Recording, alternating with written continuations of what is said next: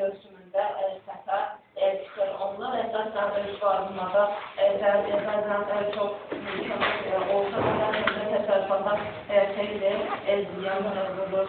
Azərbaycanda ən böyük arteziyan hövzəsi Küraraz hövzəsidir. Ora buzlaqlar əsasən böyük şəhərlərdən Təuzda dağlarında, Bazar Düzündə, Bazar Yurtda, Bazar Yurtda, Turbanlarda və başqa dağlarda, yüksək dağların zirvələrində olurlar.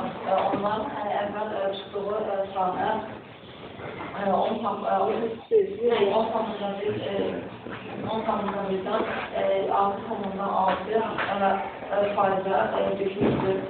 Bu əsasən Rusiya və Azərbaycan dağları arasında olan hücumların sahəsidir.